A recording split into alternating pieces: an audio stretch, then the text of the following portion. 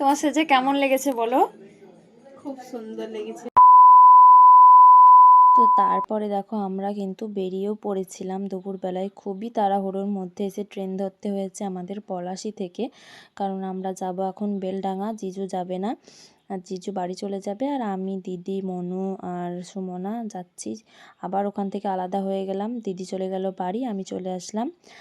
আমার একটা ব্রাইড বলতে একজন মানে আমার পার্টনার যে ছিল ওই সাজাবে, আমি হেল্পিং হ্যান্ডের জন্য ছিলাম, সেই জন্যই কিন্তু আমি চলে এসেছি আমাদের যেখানে আর কি বলা হয়েছিল সেই জায়গায়, লোকেশনে চলে এসেছিলাম। যেহেতু আমাদের নিজেদের মধ্যে, দেখতেই পেলে আমার দিদা ওখানে কিন্তু রাস্তায় দাঁড়িয়েছিল। আমি যেহেতু ঠিকমতো চিনি না, সেই জন্য রাস্তায় দিদা দাঁড়িয়েছিল, দিদা গিয়েই নিয়ে আসলো আমাদেরকে।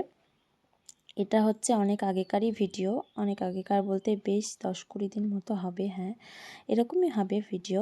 আমি যেহেতু মনোরা বাড়িতে ছিল আমাদের বাড়িতে, সেই জন্য কিন্তু ভিডিওগুলো এডিট করা সম্ভব হয়ে ওঠেনি, তো সেই জন্য দেখো অনেক পরেই দিতে হচ্ছে। তো আমি চলে গেছিলাম সেখানে, আর যে সাজাবে আর কি মানে আমার পার্টনার, ও কিন্তু আগে থেকেই ছিল, ওদেরও যেহেতু নিজেদের মধ্যেই, আর আমরা কিন্তু চলেও এসেছিলাম। আমি ফার্স্ট কোথাও যাচ্ছি এরকমভাবে, একটু লজ্জা লজ্জাও লাগছিল, কি বলবো। তো এই যে ওদের বাড়ি চলে এসেছি, এটা হচ্ছে আমার দাদু। তো দাদুরা আগেই চলে এসেছিলো বললামই তো। তো তারপরে দেখো এসে একটা এমন কাণ্ড ঘটেছে, কি বলবো তোমাদের, তোমরা ভিডিওটা দেখতে থাকো তাহলেই বুঝতে পারবে। মানে মেকআপ আর্টিস্ট বলে এতটাই কি বলবো তোমাদের, এতটা লজ্জার বিষয় ঘটেছে আমার সাথে, সেটা আর বলার না। তো প্রথমত আমরা চলে এসেছিলাম, তারপর দেখলাম রেডি হয়েছিলই আর কি, মানে কোনো তো সেরকম কাজ থাকে না বিয়ের মতো, যেহেতু রিসেপশন ছিল আজকে। তো তারপরে দেখো শাড়ি টাড়ি সমস্ত কিছুই পরানো হয়ে গেছিলো, শাড়ি ট্র্যাপিং সবই করে দিয়েছিলাম। ও কিছুটা করেছিল, আর আমি হেয়ারটার ক্রিম্পিংটা আমি সবটাই পুরোটাই করে দিয়েছিলাম। আর যেগুলো আর কি মানে জিনিসপত্র হাতে হাতে দিচ্ছিলাম, হেল্পিং হ্যান্ড বলতে এটাই বোঝায়। তো এগুলোই আমি সব কিছুই দিচ্ছিলাম, আর ও বেশটা কমপ্লিট করেছিল। আমরা যেহেতু প্রথম, সেই জন্যই কিন্তু অনেকটাই টাইম লেগে গেছিলো। তো কেমন হয়েছে তোমরা অবশ্যই দেখবে, লাস্ট লুক দেখার জন্য প্লিজ ভিডিওটা তোমরা পুরোটাই দেখো। যদি ভালো লাগে তাহলে লাইক কমেন্ট শেয়ার করে দিও, আর যদি আমাদের কাজ তোমাদের ভালো লাগে তাহলে আমি স্ক্রিনে একটা নাম্বার দিয়ে দেব, সেই নাম্বারে আমাদের সাথে যোগাযোগ করতে পারো। আর যদি তোমরা মেকআপের কোনো কোর্স করতে চাও একসাথে, মেকআপ বিউটি পার্লারে, তাহলে সেটার নাম্বারও আমি স্ক্রিনে তোমাদেরকে দিয়ে দেব, তোমরা যোগাযোগ করে নিতে পারো। খুব কম খরচেই কিন্তু তোমরা মেকআপ কোর্স শিখে নিতে পারো, ঠিক আছে। তো তারপরে দেখো আমি কিন্তু একটু টাচ আপ দিচ্ছিলাম, একটু হলেও মানে একটু ফাউন্ডেশনটা দিচ্ছিলাম আর কি। ও যেহেতু অন্য কাজ করছিল হেয়ার টেয়ার, এই যে আমি হেয়ারের সমস্ত প্রায় করে দিয়েছিলাম, ও একটু করলো। তারপরে দেখো বেশিরভাগটাই হয়ে গেছে, আর এত জ্বালাচ্ছিল মায়েরই, কি বলবো তোমাদের। একটা নিচে ঘর ছিল, এই দরজা খোলো বউ দেখবো নতুন, এরকম একটা কি বলবো, বিরক্ত হয়ে গেছিলাম। সুমনা যেহেতু ছিল ওই বারেবার খুলে দিচ্ছিলো ঘরটা, আমার পক্ষে সম্ভব হয়ে উঠছিল না।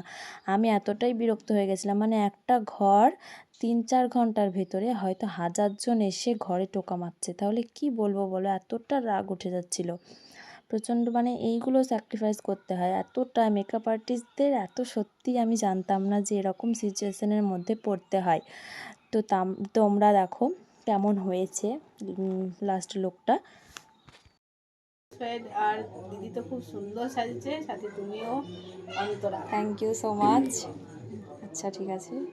তো দেখতেই পেলে ওর নিজের কেমন লেগেছে সেটাই তোমাদের সাথে বললো, মানে বলতে বললাম আর একটু, কেমন লেগেছে সেটা তুমি নিজের মন থেকে বলো যে তোমার কেমন লেগেছে।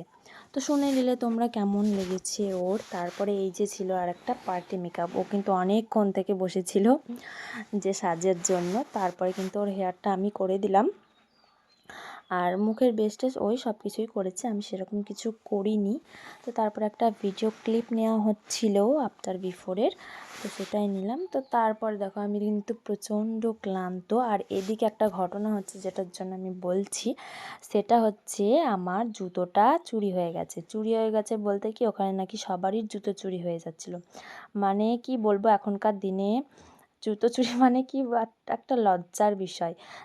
জাস্ট আমার দিদা সত্যিই যদি না থাকতো সেখানে, আমি যে কী করতাম ভগবানই জানে। আমার এত লজ্জা লাগছিল, মানে দিদা হয়তো ছিল, দিদাও দু জোড়া জুতো নিয়ে গেছিলো বলে তাই, না হলে আমি খালি পায়ে পায়ে বেড়াতাম।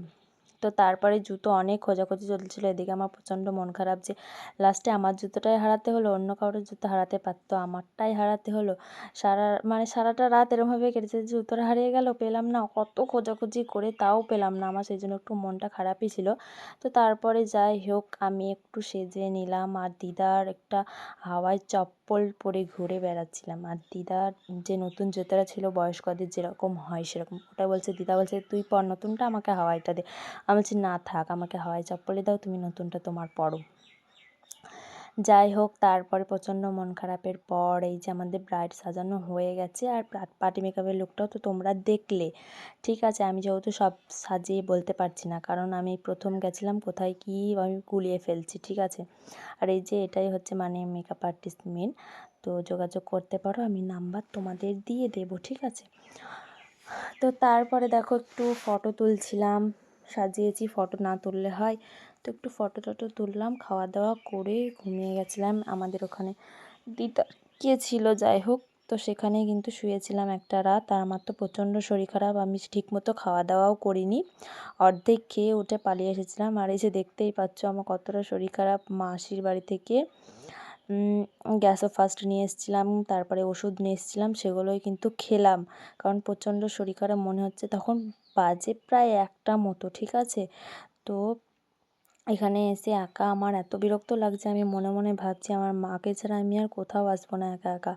মানে মা থাকলে একটা কি বলবো অন্যরকম হয়, যে একটু খেয়াল রাখে, একটু বলে, মানে থাকবি এখানে, এরকম ওষুধ টষুধ খা, সব কিছুই নিজেকে, আমার ভালো লাগে না আমার মাকে ছাড়া, সত্যি কথা বলতে।